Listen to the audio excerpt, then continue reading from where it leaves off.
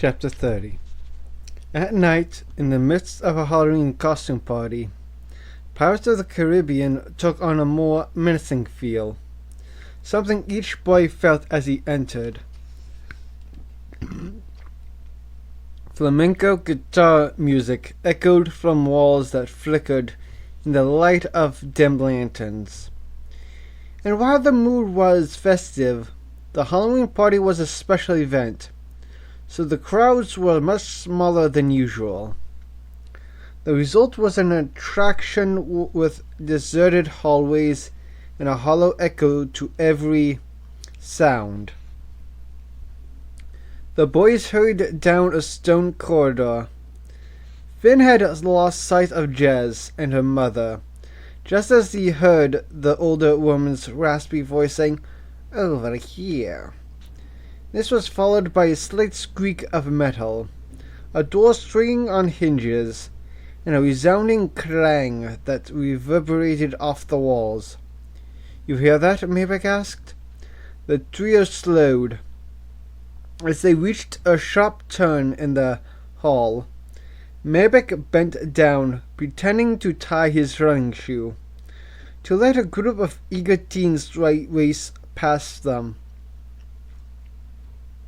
When the hall was empty again, Philby pointed to a short staircase set into the wall, cordoned off by a chain. To the right of the hall was the pit, a jail cell holding a pair of pirate figures engaged in a game of chess. Maybeck hurried forward, jumping the chain, and climbed the short stairs. He reported back down to the others. "There's a pair of cannons and a kind of turret thing. Looks like the top of a fort or something." Philby Evers the academic explained, "It's a mock-up of a battlement, with twin 8-pound cannons and their shot, in woven baskets." He'd done his homework, as usual. Finn's attention remained on the jail cell, and the sturdy iron bars mounted into the concrete. He tested its doors, which swung open, making the same eerie squeak they'd heard only moments before. Excited voices rang from the entrance to the attraction. More people coming. Maybeck whispered softly, "If we're going in, we are going in. We can't stand around staring at it." The boys stepped inside the heavy jail cell door, and Finn pulled it shut. They ducked into shadow as several groups of kids hurried past toward the start of the ride. Finn then motioned down into the pit, and the two pirates playing chess. It was a long way down, and there were no stairs. Philby found a weighted rope connected to an overhead pulley. Care to take the elevator? He tested the rope, held on tightly, and stepped off. He floated to the bottom of the pit. A moment later, the other boys had reached the jail's floor. "Okay, this is really weird," Finn said.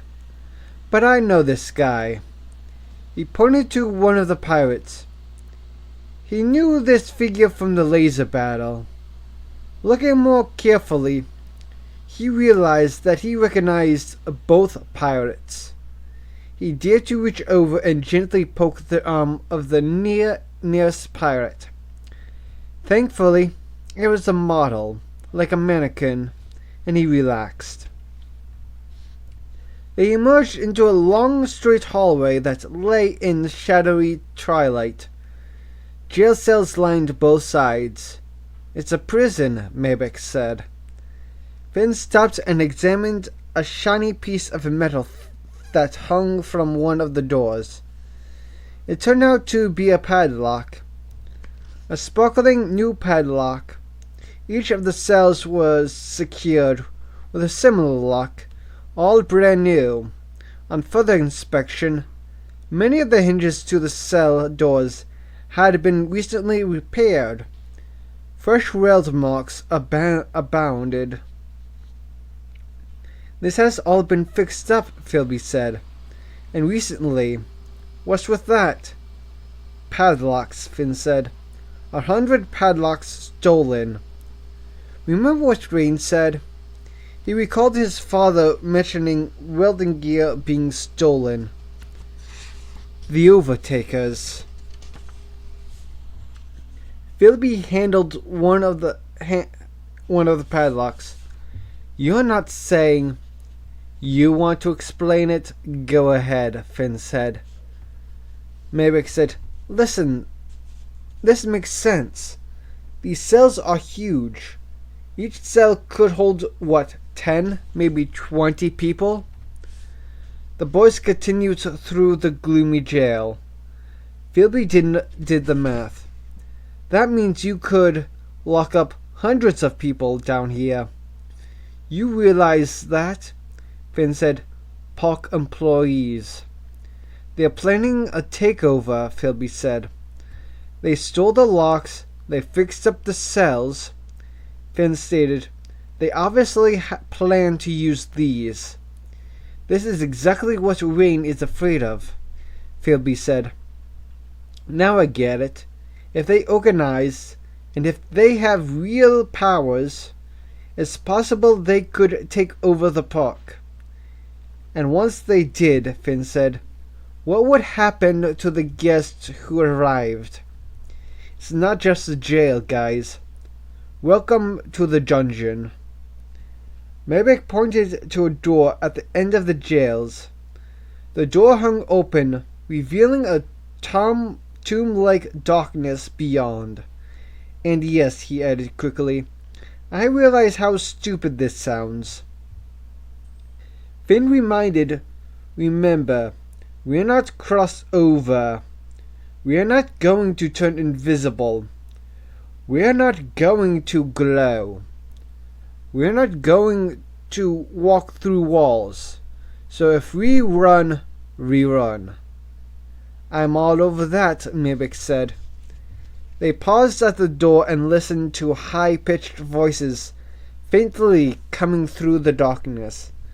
Philby whispered, "I suggest we stick to the shadows." "Shadows?" Maybeck questioned. "It's pitch black in there." "It won't be," Philby assured him. Maybeck said, "No matter what, we hang together. You do not want to go one-on-one with these people." "If they are people," Philby said. "Meaning it's as a joke." No one laughed. "Any advice?" Finn asked. "Don't underestimate their power over you," Maybeck said. "You don't want to look in their eyes. I remember looking into a pair of eyes. The cold got much more intense. So try to think of other things, or what?" Finn asked. "Yeah, they definitely put thoughts into your head, which feel like your own ideas, but they aren't your ideas at all. They're like orders. We ought to go through that door with our minds already occupied," Maybeck suggested. If we go through it at all." "Occupied with what?" Philby asked. Maybeck answered, "What's the ugliest, weirdest monster you've ever seen? In a movie, in your imagination, in your sleep. Try that. And don't let go of it. Fight fire with fire," he added. "Jess is so nice. It's hard to see her as dangerous. That's when you start losing power. When the cold really gets going." "And you couldn't have told us this before we decided to come here?" Philby asked, annoyed. "I didn't remember any of this. Sure I didn't. Not until just now. But man, I'm telling you, it's all coming back in a big way." "Are we all set?" Finn asked. The boys nodded. Finn led the way through the door, his feet feeling the way in front of him. The darkness gave way to a descending stone staircase. Partway down the stairs, turned left and a dim electric light shone overhead. More lights up ahead. The stagnant, musty air grew quickly cool. The walls dripped and green slime ran down them, like thick paint. The boys sloshed through several shallow puddles. Finn followed 2 sets of wet shoe prints now, from puddle to puddle. All at once, the space opened into a square room. The stone ceiling was supported by 4 enormous stone pillars, each with a different animal head carved onto it. The carvings were of ghoulish, evil faces, half animal, half human, hideous, with bug eyes and tongues sticking out. Stone benches ran along the walls. This was some kind of gathering place. The air felt even colder now. Finn counted 3 dark doorways leading from the room. Jez and the woman could have gone through any one of them.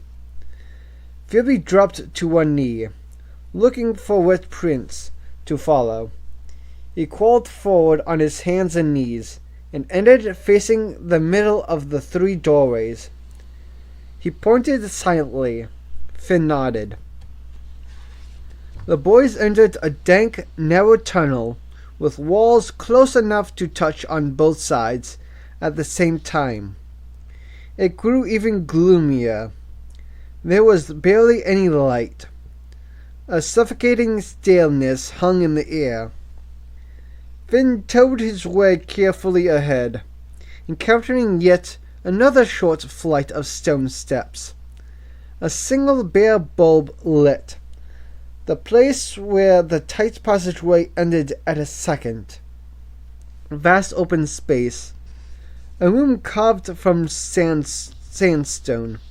A half-dozen columns, all connected by carved arches, rose like tree trunks from the floor. It reminded Finn of Esca's keep. It was almost as if Esca himself had once been here. Many similar patterns and designs adorned the room. Had Walt Disney once shown this room to the great artist? Mabek crossed his arms tightly. Temperature alert, he whispered. Arctic air mass. It was an unnatural cold, a far too familiar cold. They were drawing closer to the source. Phoebe in the lead led them to the right, noticing that the chill was reduced here. They reversed directions, following the cold like a bloodhound. Followed the scent. A tremor of terror ran through Finn. What were they thinking in coming here?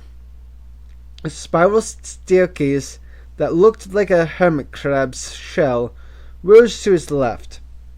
Another set of narrow stone steps descending straight ahead. This place was a labyrinth, but more strangely, it was also a forced perspective hallway. The deeper they penetrated into the room, the lower the ceiling. The effect made the room appear much longer than it actually was. Finn Giles himself ducked as the moist sandstone caught his hair. Spiderwebs stuck to his face. He clawed at them. The boys heard hushed voices to their right. They changed directions, hunched and stooped by the sloped ceiling. Valor is such a dangerous thing, the sing voice from the teepee, maleficent. The boys stopped and turned in unison. She stood alongside a column, she'd hidden behind it. They walked right past her, like bees to sugar water, she said. She now blocked their return route. She said, "If you didn't care so much about your two girlfriends up there, you wouldn't have followed us down here. And if you didn't follow us, then how would we ever get you to give us the pen?" They'd been tricked. Jez and Maleficent had wanted to be followed. Maybec made a quick move to his left, but with a simple wave of her gloved hand, Maleficent threw up a series of bright vibrating lines that connected one column to the next. A cage of light. The lines hummed and sparked with electricity. They added light to the gloominess. A second wave of her hands erected more lines, intricately connected. She had created a complex fence around the boys.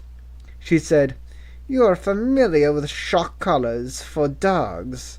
Wireless fences, same concept. I don't advise testing it, but be my guest if you must." The light allowed Finn to see the purple of her robes.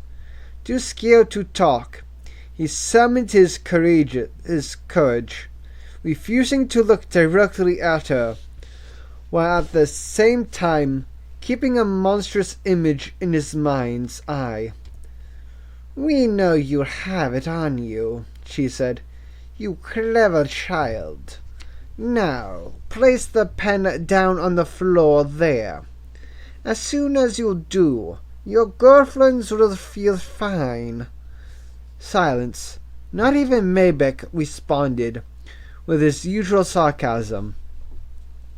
Phoebe's eyes danced toward the sparkling white lines that caged them.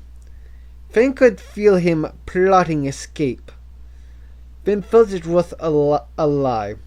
"It might help if I knew what you were talking about, you insolent young man. We were there." One man's dream just stepped out from behind another column. "One witch's dream, too," Maleficent said.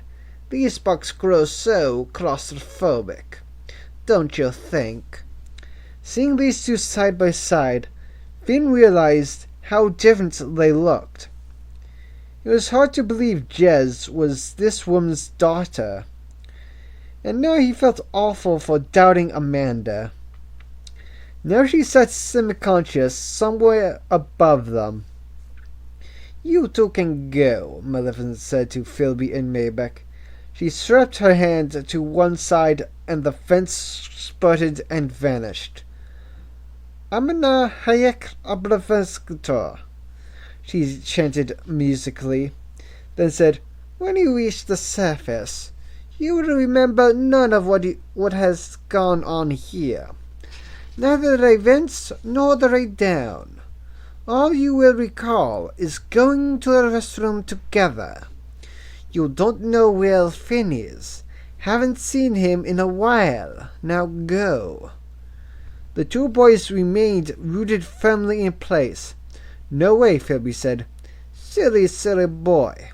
She clapped her gloved hands together. Phoebe seemed to lose every bone in his body. He fell to the floor in a heap of unwilling limbs and muscle, of a lump of flesh. "I'm giving you a very generous opportunity here." "Terry knows better than to disobey, don't you, Terry?" Maybec's lips moved, but no sound came out. "I can add some pain if you'd like," she said to Philby. "No," but Maybec said, reaching for Philby. "Go," Finn instructed them. They looked pained to hear this from him. "Go," he repeated. Losing her patience, Maleficent asked, "Or do you prefer fire?" Her left hand suddenly held a ball of flame. She blew it out. "Or wind?" The room swirled with a gale force that blew dust into their eyes and knocked the boys off their feet. Neither Jess's robes nor her mother's so much as fluttered. "Want to play some more?" she asked. Maleficent lit another ball of flame in her hand. She blew on it, sending it rolling directly for Maybeck. It exploded in a puff of black smoke. Just before reaching him, helping Phoebe up, Finn leaned in and whispered, "Keep an image in your head. Focus on something. Protect your memory." He gave him a little shove. "Now go," he said more loudly. Maybeck led Philby by the arm. They hurried out of the room. When they were gone, Finn said to the witch, You're head of the Overtakers." She cackled an edgy laugh. "Me? Head? False compliments. Will get you nowhere with me, young man.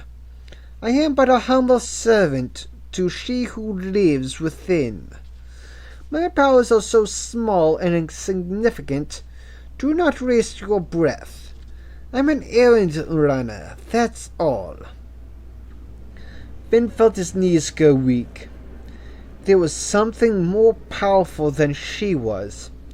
She instructed him, "Now, put it on the floor. Do so, or suffer.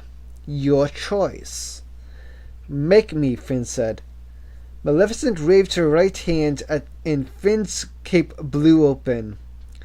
The assortment of pens and pencils, taken from Walt's desk, stuck out from the cape's inside pocket.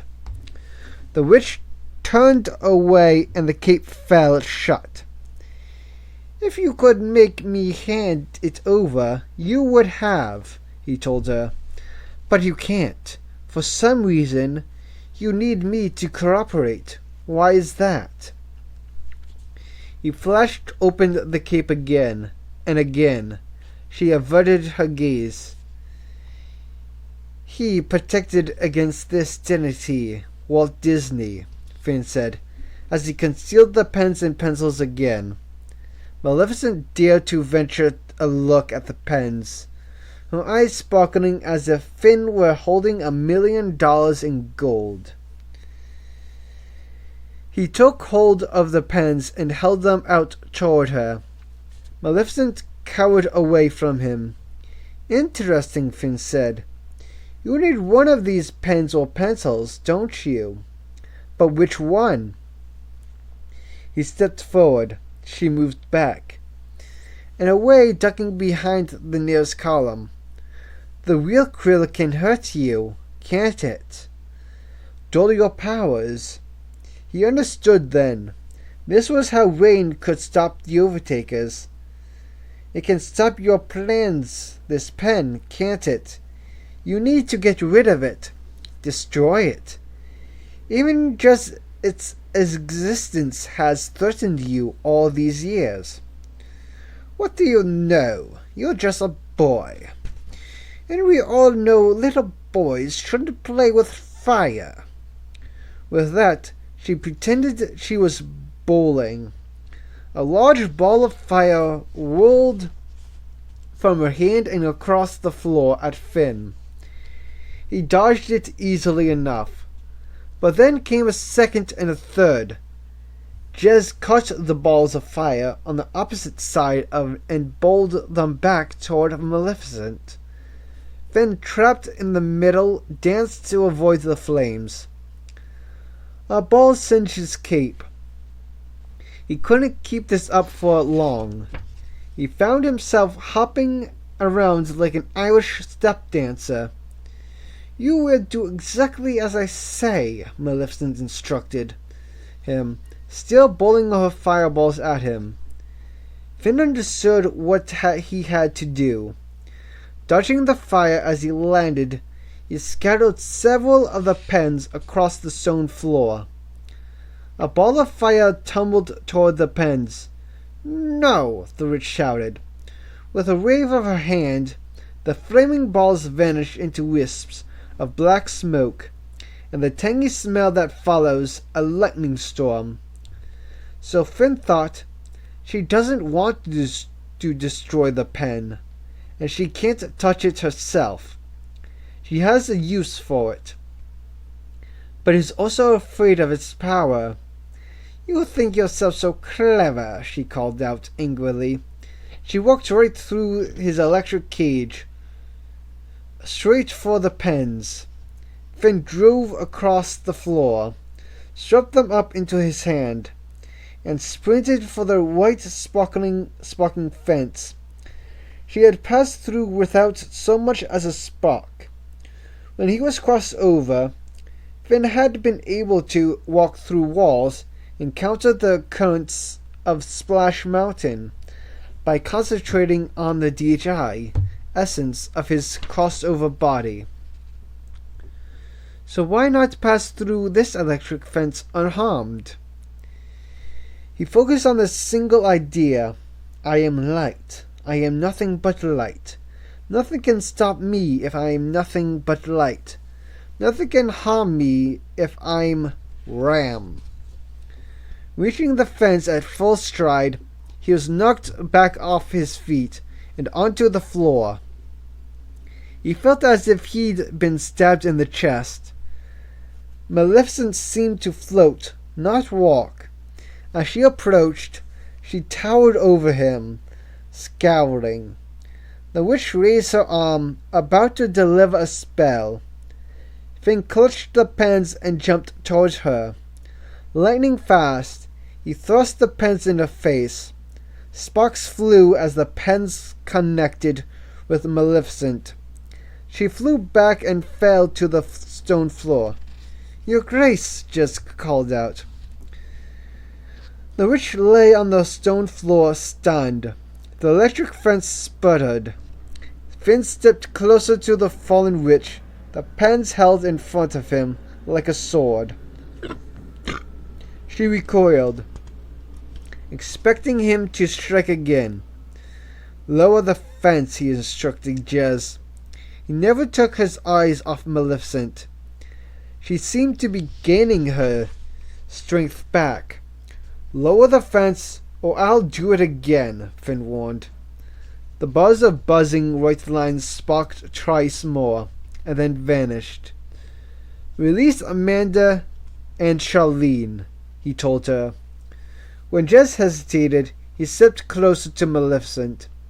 The feeling of cold increased. His strength was indeed returning. He needed Jess to do this quickly, before her mother came to her senses.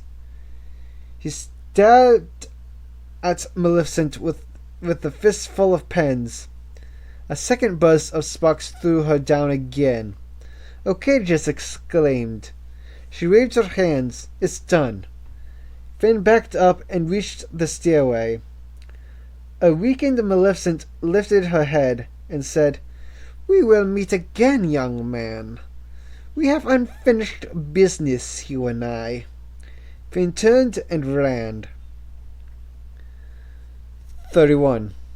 The kids needed the plans that had been stolen from Finn at One Man's Dream, and no one had any doubts as to who had taken them. Maleficent would return for the pen, the Stonecutter's quill, with a vengeance. Whatever powers the pen and the plans possessed when combined, each side had their reasons for wanting what the other now possessed. Before he left Mickey's not-so-scary Halloween party, Finn paid Rain a visit to explain the night's events. "It's always such a noisy night," Rain complained. He looked silly dressed in a pair of pajamas and a plaid robe. He wore Mickey and Minnie Mouse fuzzy slippers. "We need your help." So it would seem. Rain paced his small apartment over the fire station, glancing out the windows occasionally. Finn heard him mutter, "When will they go home?" Then he paced some more.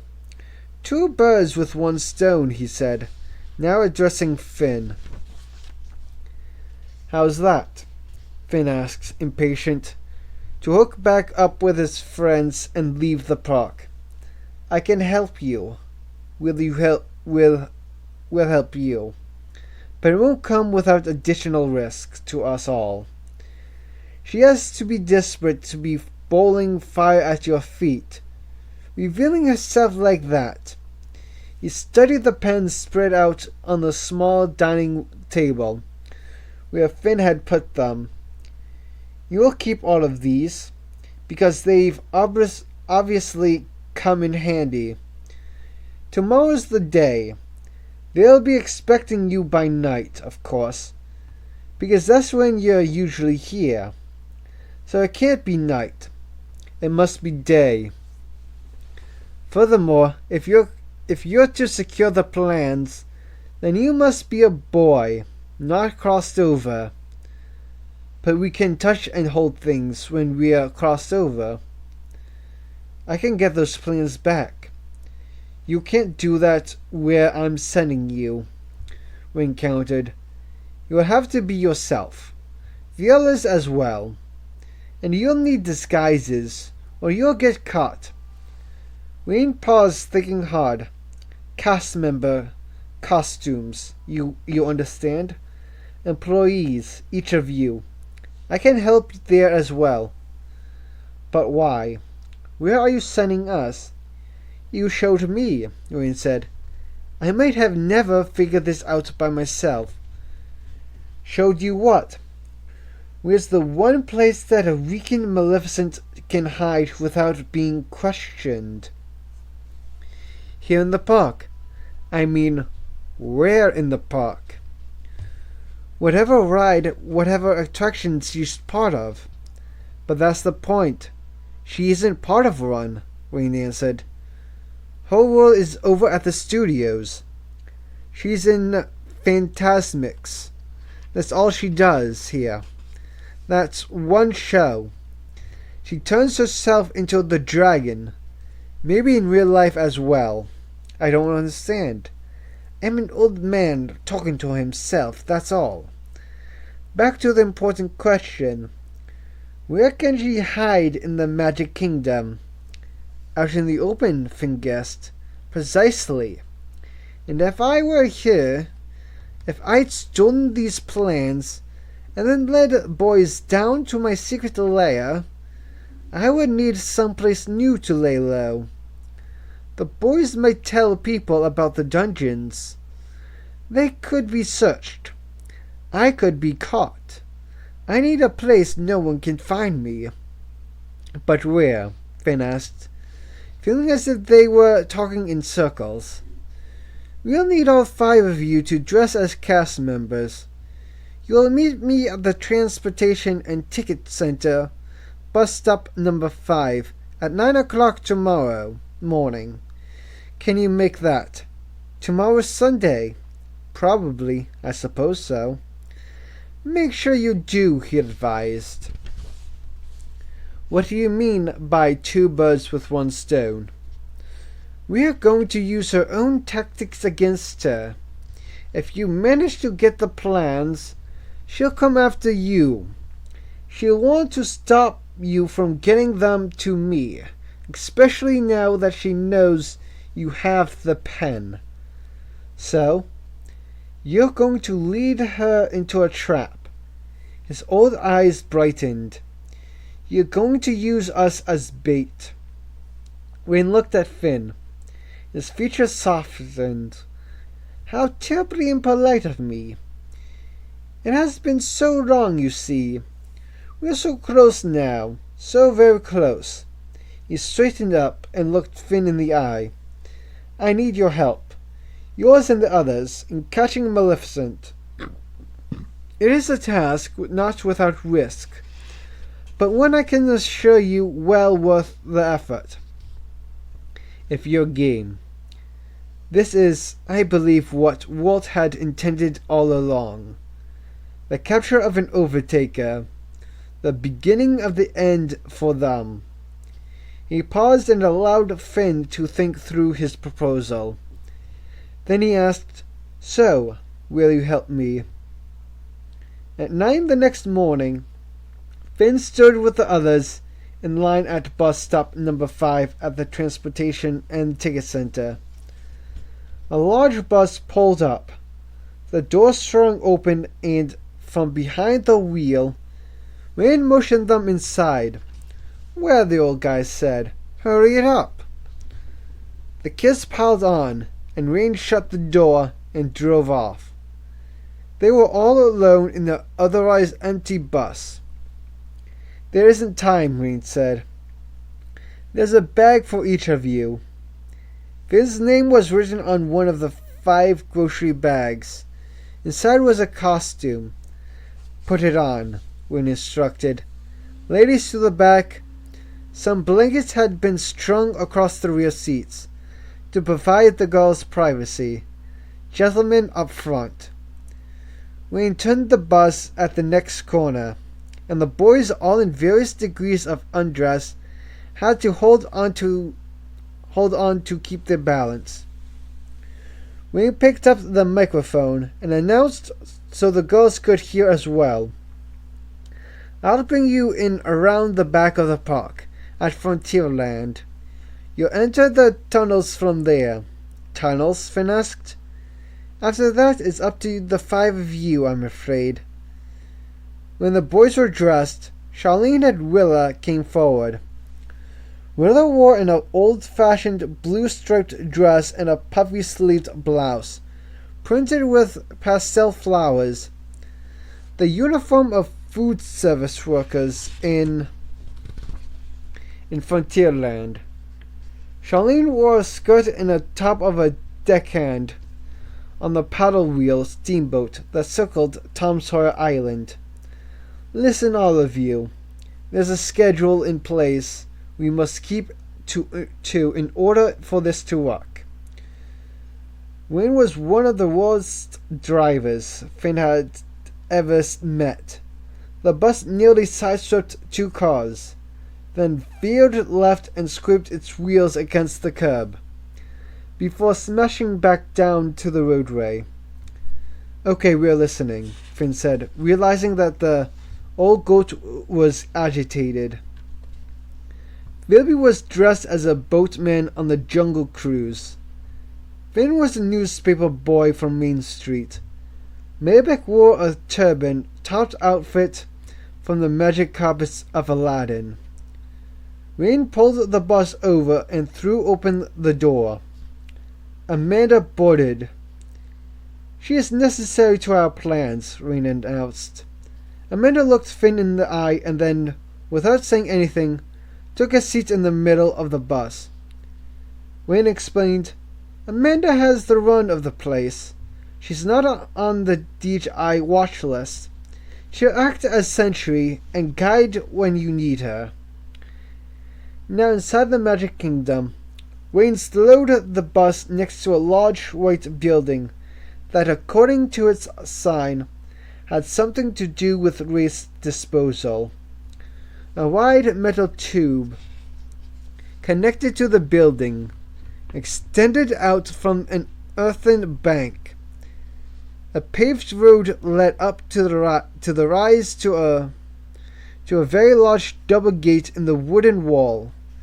Flowers and shrubs covered a small hill that bordered a tall wooden fence, which was behind Frontierland. Wayne spun to face them. Still behind the wheel, he nervously checked his wristwatch. "You'll wear these ID tags around your necks at all times, but turn them so they face in, so the ID picture doesn't show Wayne had borrowed some ID tags for them." What's this building?" Maybeck asked. Dressed as Ali Baba, or whoever he was, Finn thought he looked pretty cool. Wayne answered, "This is important to you, Finn. Have you ever seen a garbage bag being carried around inside the park?" Wayne asked. All 5 shook their heads. This building is why. All the park's trash travels underground through a series of steel tubes. Those tubes terminate here where the trash is compacted and then shipped off to a dump. The process is automated. I've briefed Amanda. She remained in the back, silent and studious. Briefed Amanda about the trash? Finn wondered. He kept his mouth shut. Once I get you inside, Rain instructed, you're on your own. The utilidor here, that's what the park tunnels are called. It's complicated and big. The corridors are more likely underground roads than sidewalks. There are golf carts and electric buggies down there, so keep alert and don't get hit. Cast members know the utilidor well, and you're cast members now. You'll need to look comfortable. What about Maleficent? Finn asked. The plans. Terence, Wayne said to Maybeck. What's likely the coldest room in an office building? The computer room, Maybeck answered. The server center. So where's the safest, most comfortable place for someone who likes the cold to spend time? A refrigerator, Charlie answered, not paying enough attention. One possibility, yes, and one that you and Willa will pursue. There's an entire section of the utilidor devoted to cold food storage. The computer center, Maybeck said, answering Wayne's question. The servers are housed at the back of what we call the control room. That's for you and the boys, Wayne warned them. Stay alert for a sudden drop in temperature. That's what you're looking for. The missing plans won't be far away. We need those plans. Wayne looked troubled and concerned. The point is, from what Finn described, he wounded Maleficent, weakened her. He also made it impossible for her to remain below Pirates of the Caribbean. I believe she's taken to the utilidor, where, looking like a cast member, no one was questioned or detained her. Your job is to get those plans from her and to flush her out. To draw her out, we will handle the rest. We? Phoebe asked. You will leave that to me, young man. He looked between all 6 kids. For now, Amanda was standing just behind Finn. Are you ready? A moment of hesitation settled over the kids. Then one by one they nodded, even Charlene. Wayne's face brightened again. Once you've got the plans and you're topside, he said, that's when the chase begins. I'm afraid you may literally need to run for your lives. Maleficent is not likely to be a good loser. Finn takes the plans. Amanda will guide him back here. Again, Wayne took a moment to make eye contact with each of the kids. He ended with Finn. You'll do exactly as she says. Finn glanced back at Amanda. He didn't feel good about this. She revealed nothing of what she might be thinking. Finn felt that there was an unusually strong bond between Rain and Amanda. Were they related somehow? Without question, Finn thought, Amanda was no ordinary girl. Rain threw the bus door open and the kids hurried out. 32. Inside the Magic Kingdom, the sun shone brightly. Finn's costume warmed up. He thought the air smelled like Thanksgiving. It took him a minute to spot the turkey leg being gnawed on by a big man wearing a Hard Rock Cafe shirt. The 6 kids and Rain passed into the park through a high wooden fence, with Thunder Mountain to their right. past the ride and through another door, marked for cast members. They entered a room with dull green walls. They saw an elevator door, scratched and in need of paint. With a single arrow pointing down, a large sign bolted to the cinder block, while above the adjacent set of descending stairs cautioned, "Cast members only, please." "I'll go first," Rain announced. "Girls, you'll follow me to food services. Terrence, you know what you're looking for. Good luck, everyone." Finn felt his throat catch. There was only one reason Wayne could be doing this so soon on the heels of the previous night. It isn't safe. They had to accomplish this before Maleficent regained all her powers, though Finn wondered what would become of them if she already had. Rain's right head bobbed down the stairs, followed closely by Charlene and then Willa. The boys heard a heavy door open and close, then silence. Finn's throat was bone dry. His palms were sweating. Mabek went first. He descended the stairs suddenly, consumed by shadow. Again the sound of the door opening and falling shut. That door swallowed his friends. He hoped he'd see them again. Philby went next. Finn then worked his way down and, hand on the door, reminded himself to stay calm. He tugged on the door and opened it to the strange, unfamiliar world they found themselves in, a tunnel that ran a great distance in both directions. People in Disney costumes walked in groups, while battery-operated vehicles plied the corridors. The utility door was physically much much bigger, enormous, really, than Finn had imagined it would be. An underground road of sorts, with doors leading from it. Actors dressed as non-human animated Disney characters like Mickey and Minnie and Donald Duck paraded past, each wearing or carrying a mask large enough to cover their whole heads. There were others dressed as human characters, wearing makeup but without masks. Bella and Snow White, Peter Pan and Mulan, the walk-arounds they were called. A small electric truck zoomed past, stacked high with cans of soda and bottled water. Ben looked to see Charlene and Willa headed in the same direction the truck was going.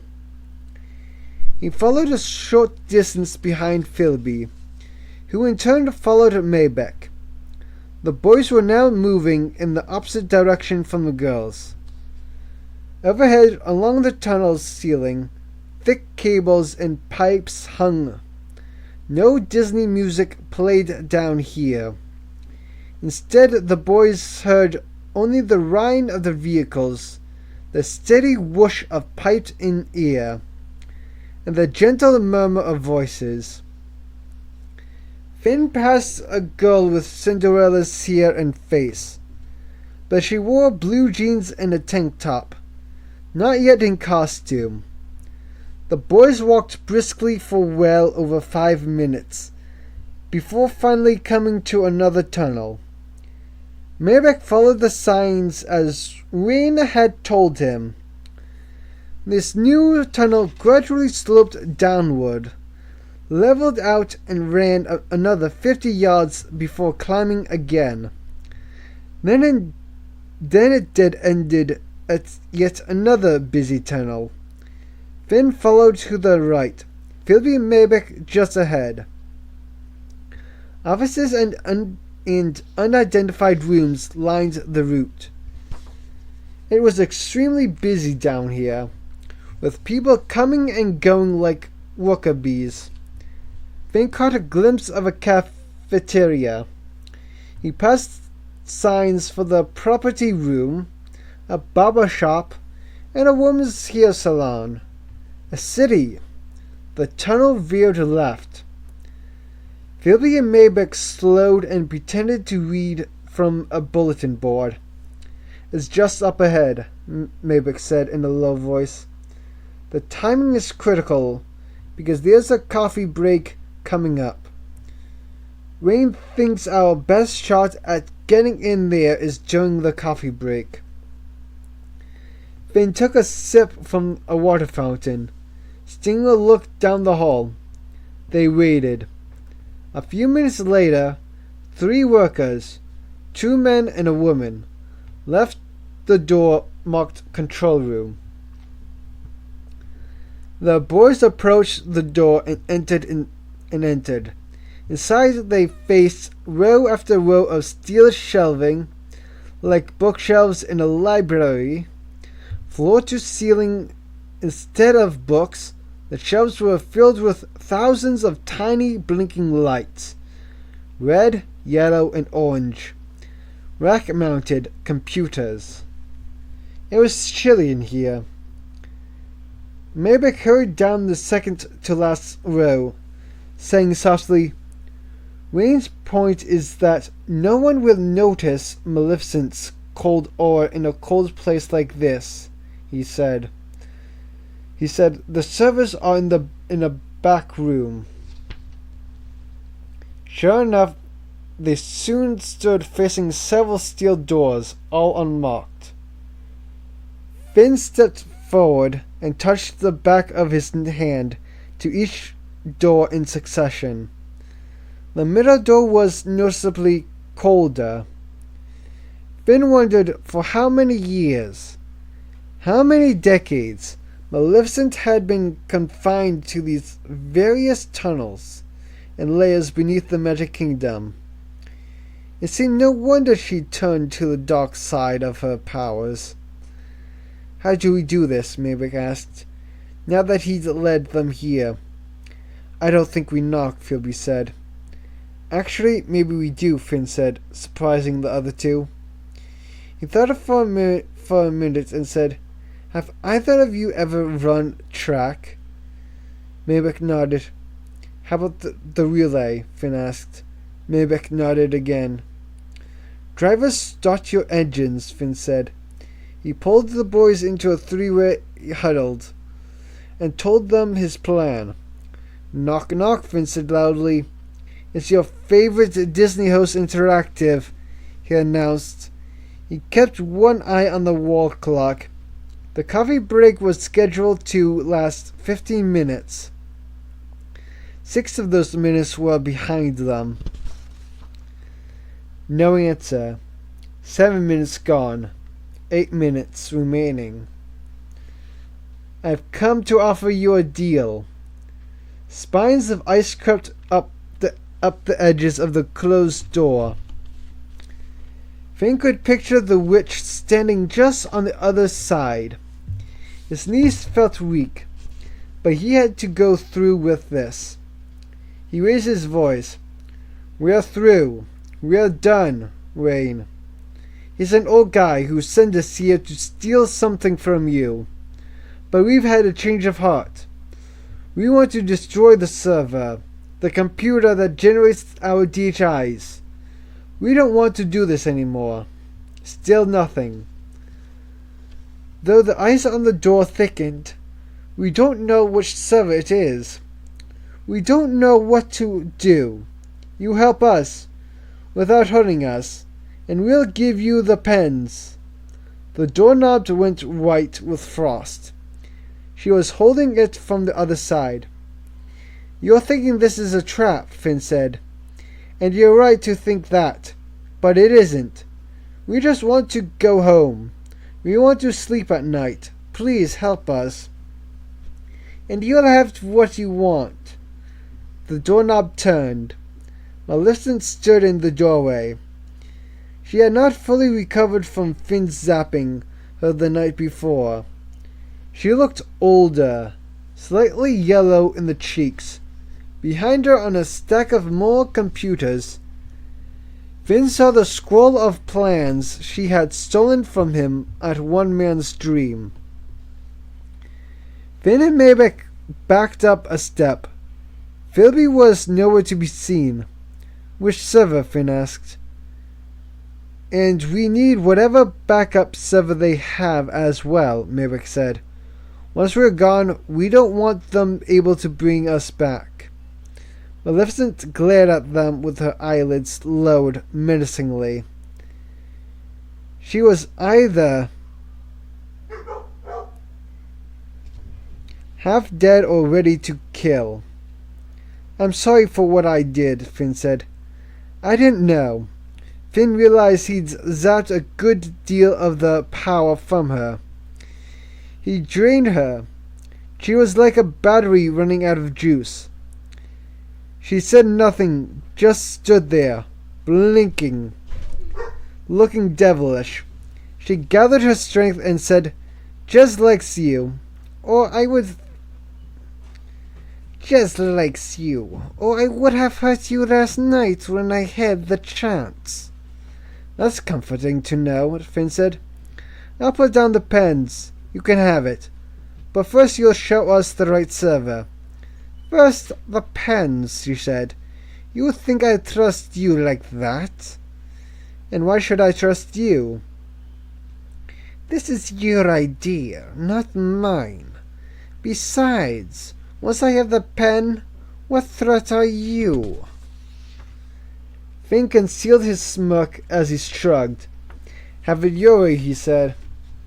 He withdrew the group of pens and pencils from his pocket and placed them on the ground.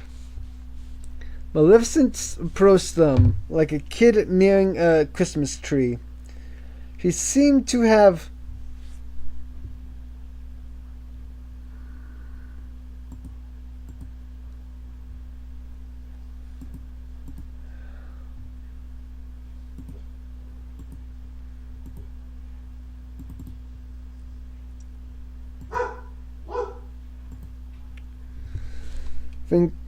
He withdrew the group of pens from his pocket. She seemed to have more energy. Her eyes flared open in expectation. Finn took several more steps backward, Maybeck right next to him.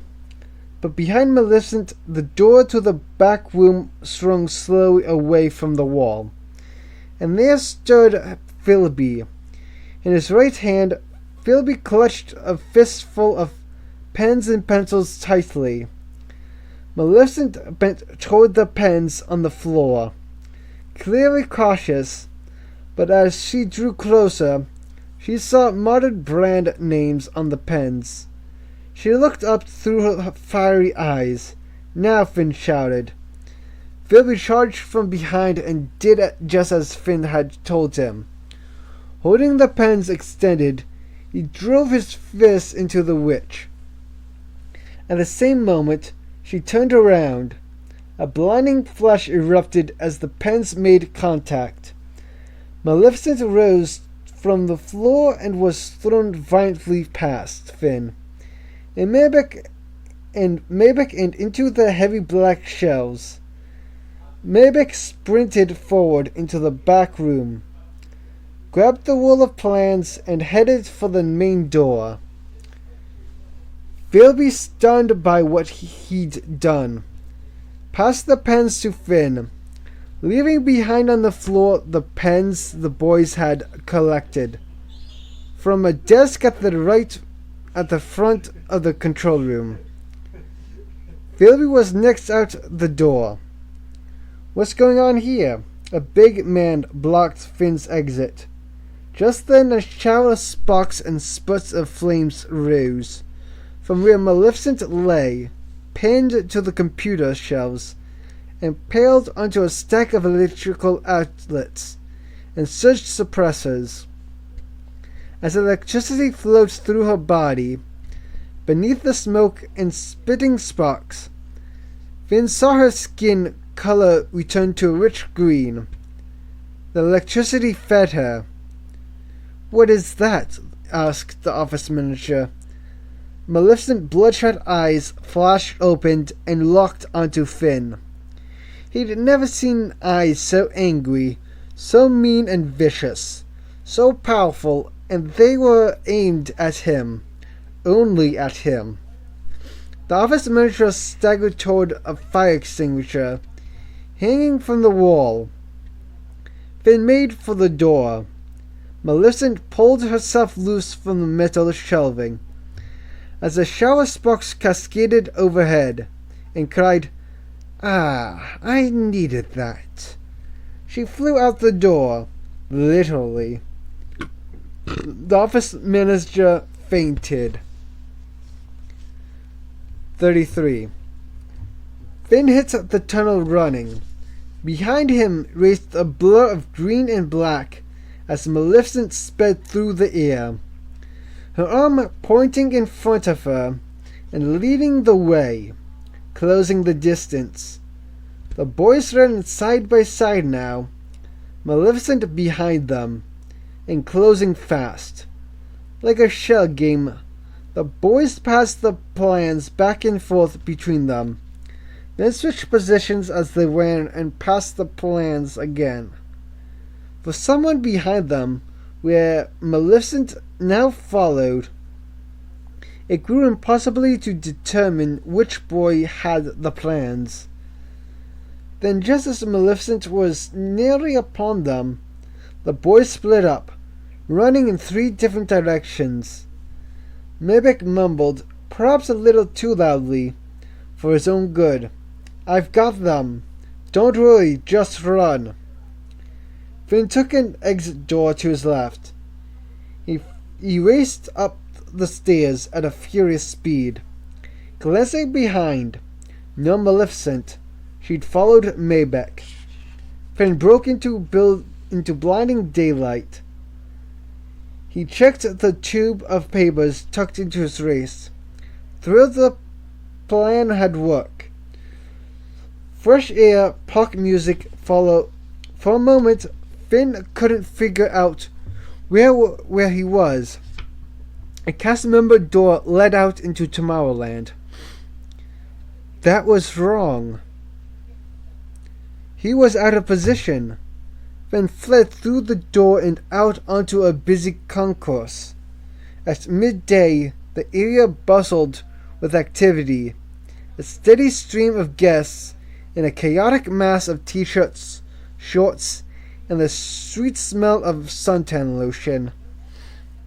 How long would it take for Maleficent to discover their trickery?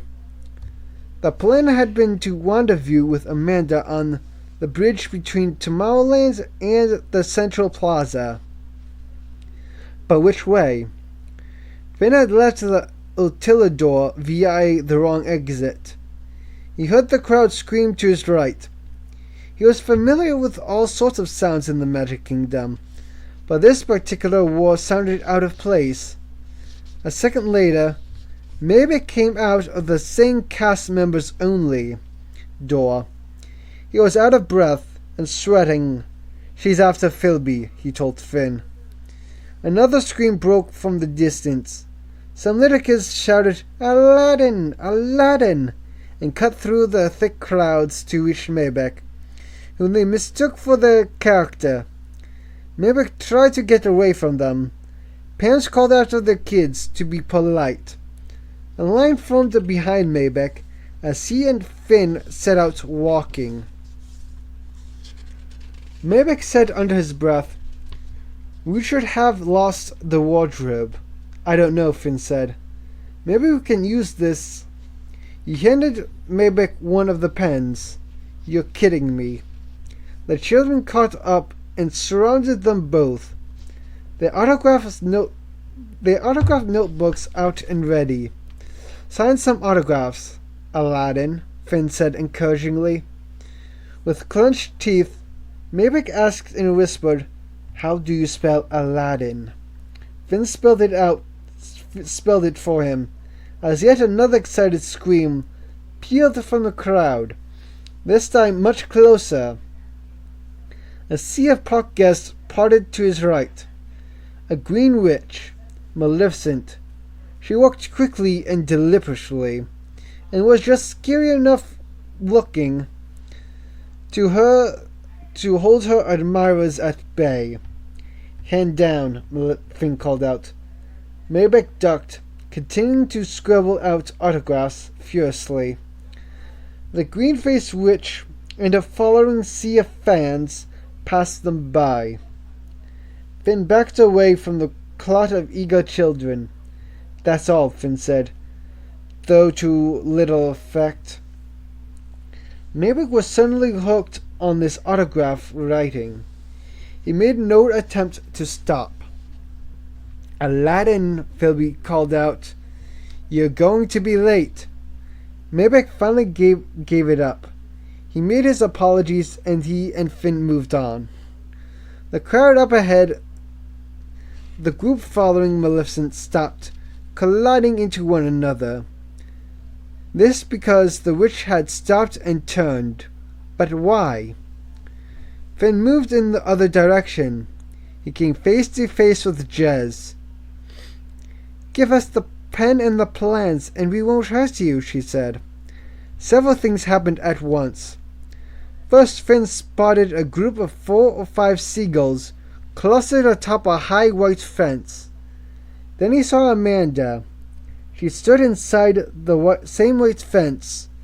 The gulls perched overhead. She signaled Finn to join her. Third, Jez reached for the plans and stole them from him. "Go," Finn ordered Maybeck, and there was Philby, standing next to Amanda, also beckoning them over to the fence. Finn dove at Jez, knocking her down, and took the plans back. She sat up on the pavement, mumbled something, and cast a spell at Finn. He felt a sharp pain flood through him. His knees went weak. That dreaded sense of cold overcame him. Jess smiled at her success, got to her feet, and stepped toward him. Finn fought against the spell by thinking of himself as pure light, as a DHI, even though he was just Finn Whitman, the boy. He allowed her no power over him, refused to give in to her. As he did, something strange happened. His fingers tingled. A woman in the crowd gasped, "Oh my gosh, look who it is!" Finn was crossing over, becoming his DHI. He mentally pushed against Jez. The harder he pushed, the more of his body turned to light, a hologram. The next spell she tried to cast passed right through him, and turned a small tree just behind him to solid ice. The crowd applauded and cheered, children shouting, "More, more!" Jez lunged at Finn, but she too passed straight through him. Again the crowd cheered. She dared to try again. This time Finn stepped into her and stopped. He moved with her in perfect lockstep, able somehow to know her every thought. She spun in circles, trying to rid herself of him. They were a single entity now, spinning and glowing, 2 kids in one. The crowd went wild. Finn resisted the cold. He felt warmth replace it. He heard her calling out, "Your Grace!" She sounded desperate and afraid. The crowd roared their approval, a spinning vortex of light, and the girls' wild cries for help. Finn stepped away from her, and Jez spun to a stop, dazed.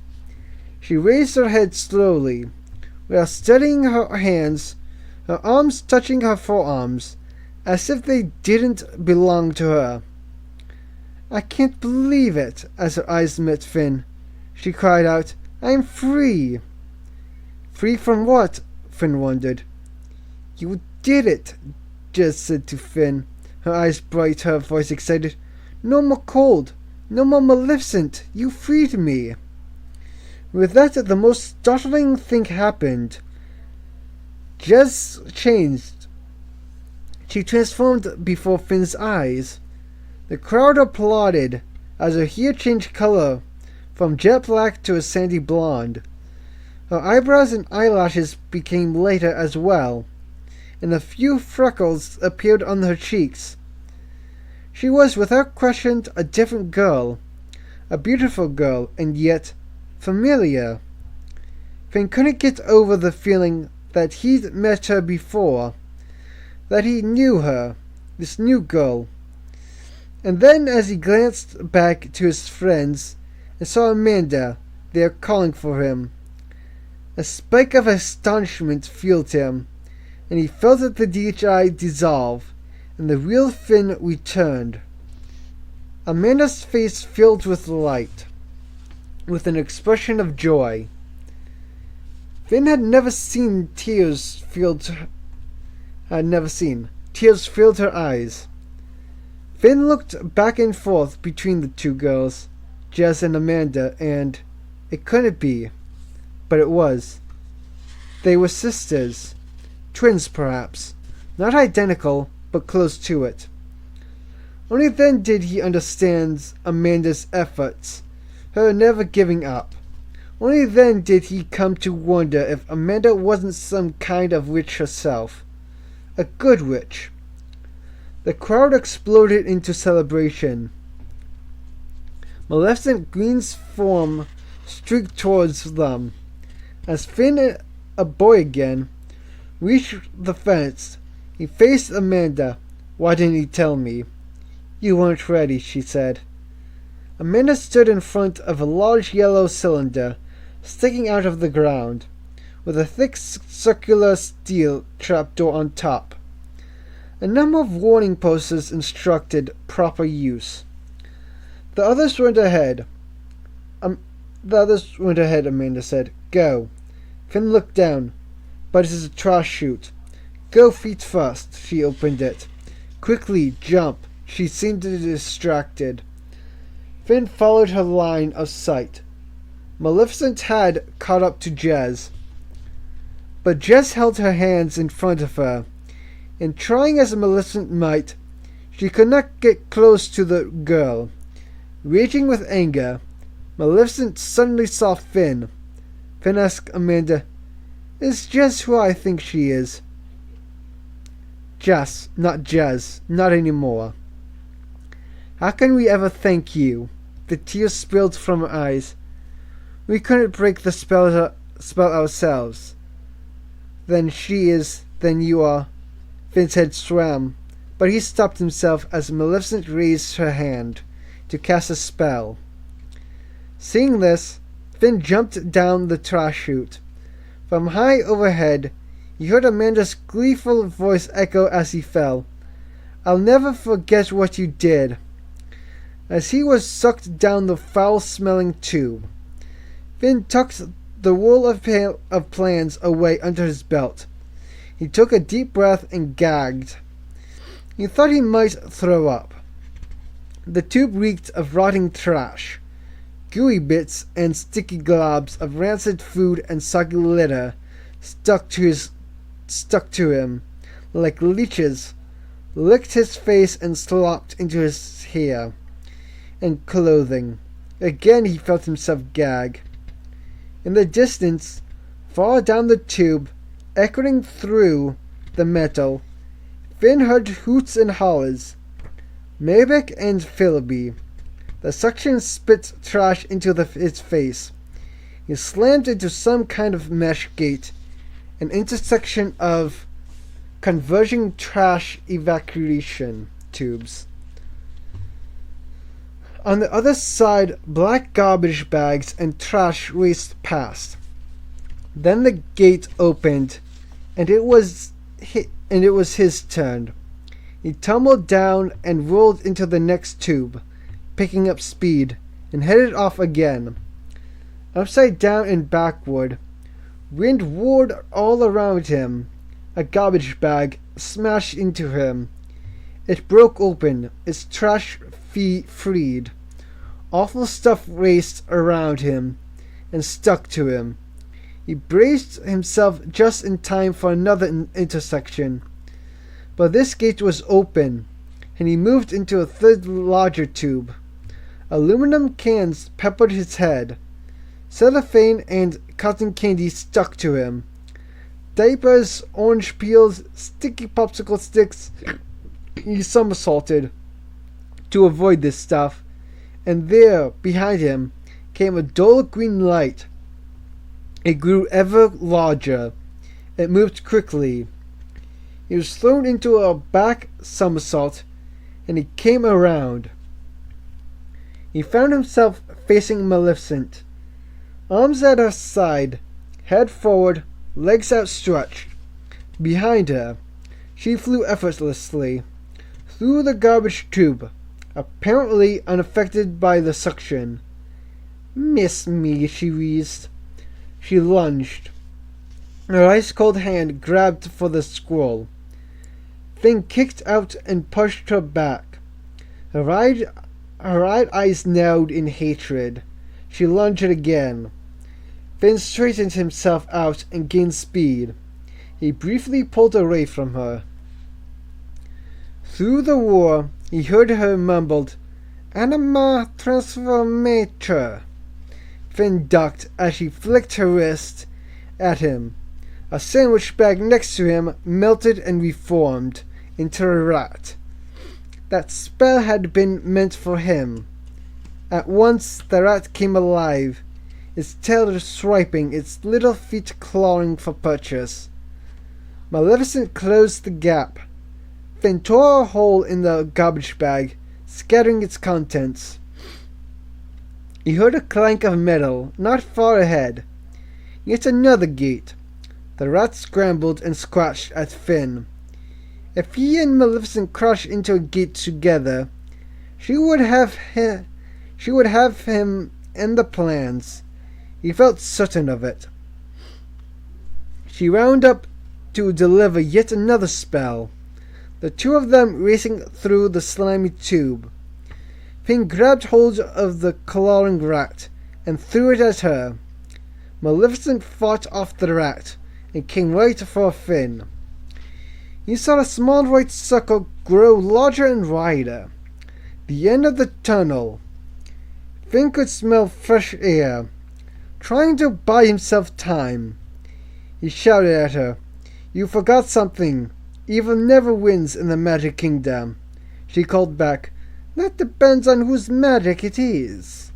Propelled out the end of the trash tube, Finn flew through the air and crashed into a sea of trash bags in an enormous steel collection box. Like a railroad car, he scrambled toward the edge, where he saw Rain and others, men and women surrounding the huge collection bin. "Hurry!" Rain shouted. Finn reached for the edge, pulled himself up and over, and fell to the ground, splotting soaking wet with trash. There he saw Philby and Maybeck, also covered in goo. He watched as Maleficent shot out the end of the trash tube and into the giant container. The team of adults quickly produced a net, dragging it from one end to the other and trapping her inside. "To the bus, quickly," Rain hollered, moving in that direction himself. The other adults worked furiously to secure the net. As Finn ran, he heard Maleficent's wails and complaint from the bin. Maybeck, Philby, and Finn caught up to Rain, the old guy limping along. Finn shouted, "You're not going to—" "No," Rain replied. "We don't kill anything here, not even witches. We'll give her a taste of her own jail. The one you found, for a while. It'll give us time to determine how much power the Overtakers have gained. You've done well. We're almost through." "Almost," shouted all three boys, coming to a stop at once. They all boarded the bus. Finn handed him the plans and the pens. Rain looked back gratefully and said, "Good job, kids." 34. looking out the window of the castle apartment, having crossed over just before 10 o'clock. Finn thought the park looked beautiful. He wondered if he'd ever know the truth about Amanda, if he'd ever see her again, for she'd been noticeably absent from school that Monday. He thought about Maleficent saying that there were overtakers far more powerful than she was, and he wondered if more adventures lie in store for him and his new friends. Willow was the last to cross over. She appeared in the room, wearing a cotton nightgown that flowed to her ankles. To explain this, she said, "My mom put me to bed. Nothing much I could do about it." Finn looked around at each of his new friends. He liked them all, though each for a different reason. He unrolled the faded blueprints of the park. They examined them, fascinated to see how the park had started out. Wayne explained what they were looking at. From the group of pens and pencils on the coffee table, Wayne selected a boring-looking black one. It was fat and bulged, a very old fountain pen. Wayne put on a pair of sunglasses. He passed out sunglasses to all the kids too, and told them to put them on as well. "Now," Wayne said, "we finally put the two together." How will we know if it's right?" Finn asked. Wayne's aged face twisted into a smile. "Believe me, we'll know." Wayne contemplated the pen, then passed it to Finn. "This is for you, I think." He indicated a small metal lever on the end of the pen. Finn picked up the pen, carefully unscrewed the cap, and looked at the small lever with his fingernail. He looked up at each of the others, their expectant eyes filled with curiosity and excitement. "Hold it high," Wayne instructed. Finn did so, and pulled on the lever. A single drop of dark ink splashed down onto the plans. Finn, Wayne, and all the kids jumped back. The drop of ink settled, then expanded, and bled out into each and every faded line drawn onto the plans. It raced from one to another, spreading faster and faster. Faint lines became solid and bold. The detailed plans transformed, one page after another. Some of what Finn saw was familiar. An area of Frontierland, a piece of Liberty Square, but much of this was foreign to him. Parts of a park never before seen. "Come look," Rain said, now standing by the small window. He tore the theatrical gel from the window. The kids joined him, squeezing together. Below, the dark park filled with light, following the same pattern that the ink flowed. Through the plans, light rushed up lanes and streets, jumped over benches and engorged trees. Attractions came alive, first on the outer edge of the Magic Kingdom, but steadily rushing toward the castle. Faster and faster the light traveled through the park, brighter and brighter.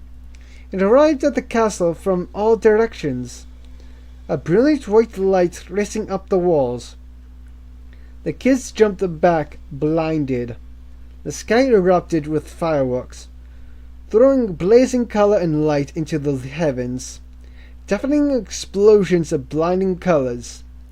The local newspapers would report the next day that a private party at the Magic Kingdom had been responsible for the most amazing show of fireworks the park had ever seen. But Finn and other DJs would know differently. With the sky still erupting outside, Wayne walked over to Finn and extended a hand of thanks. They shook hands. The kids cheered and formed a huddle. As they spun in celebration, Wayne returned to the coffee table. There, he picked up the black remote and pushed the button. And has been The Kingdom Keepers by Ridley Pearson. If you enjoyed the book of the audio, then you did. If you want to see